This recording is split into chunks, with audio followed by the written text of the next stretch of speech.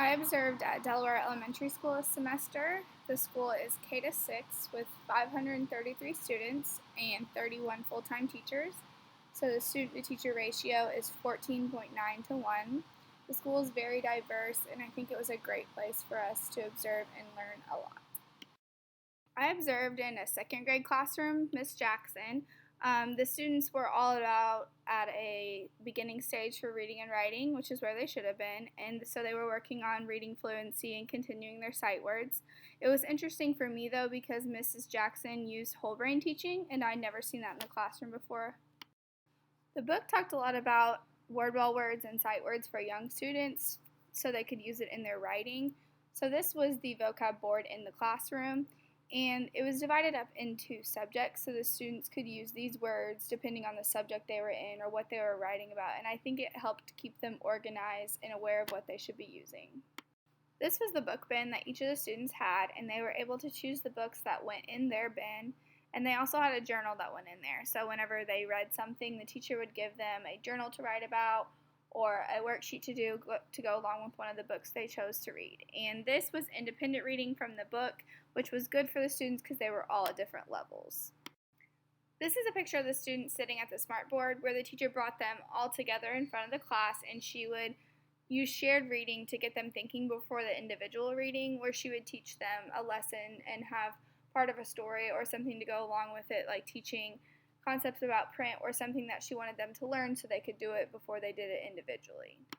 The book talked about how the setup of a classroom can affect the students in their learning, and I saw this firsthand because my classroom was actually sectioned off from the library, so it was added on at the very beginning of the year, and so I could tell that the students were distracted by other students in the library, but overall the classroom was set up really well, I think. In the classroom I was in, the students did very little talking. So when I was there, the teacher did the majority of the talking, and the students had to raise their hand. They weren't allowed to talk out. And they had a modeling chart or more of a behavior chart on the board, and they had to flip their card if they ever talked out or did something they weren't supposed to. This is where the students are sitting around the smartboard where the teacher did mini lessons before the individual stuff where like they did interactive writing. But this is when she asked questions and then had the students raise their hand and answer to participate. And she would expand on their answers, and I thought that was a great way to get their answers where she wanted them. This slide shows a picture of the learning logs or the charts that the teacher had on the wall for the students in the classroom, and they would use these to remember how to do Reader's Workshop or how to start a sentence. And I even saw some of the students looking at these when she was having her mini lessons just for them to remember what she had gone over before and the concepts that they had already covered. While I was there, I only saw independent reading, so the students took their book bin, went somewhere around the room, and then read a book of their choice. And then from the mini lesson, the teacher had given them a worksheet that they needed to do on their own to go along with the book they read. I never saw any shared reading, but I knew from how she taught and what she talked about the books that they had already read that she did it another time during the day.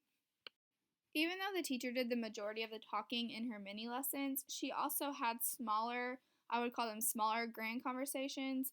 So when she was teaching, she would read a paragraph or something and have the students answer a question, but she would ask them to talk to the partner next to them and get their information and then agree on an answer before she asked the class.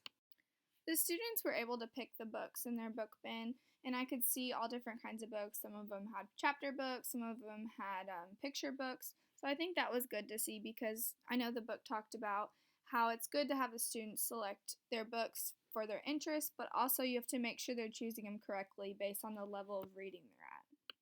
The teacher did a good job of using the strategy and skill instruction with these charts on the wall. So, what, how, when to do something for the students. And she used these within her lessons. So, she had the students tell her what she was supposed to write, and I think that was a good idea. And then also brought the ones back in when they were reviewing things they had already talked about. I saw a lot of visual projects in the room.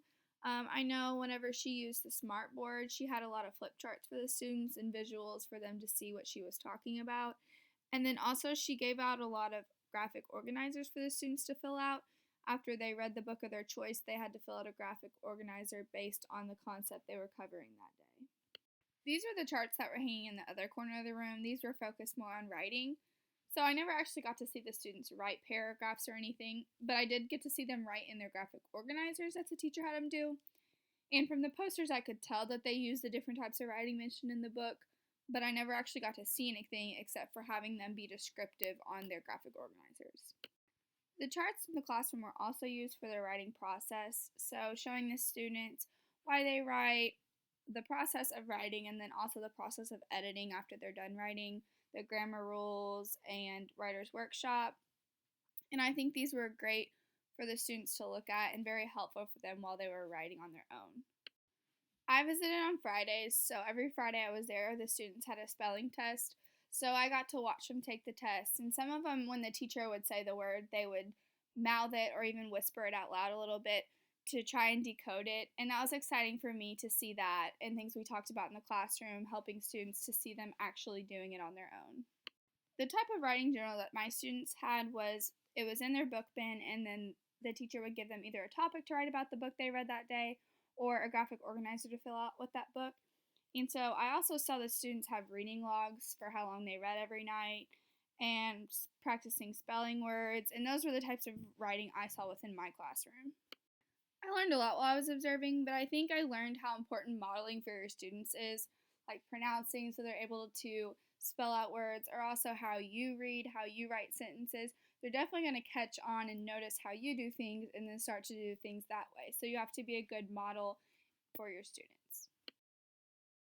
I really enjoyed learning about the concepts we learned about in the classroom, but I also like seeing them in an actual classroom. So seeing that reading actually is everywhere in the phonics and reading and writing processes. But I also really enjoyed seeing how students work with environmental print. So they could read my t-shirt or my name tag, and that was exciting to see that they were using these without even knowing.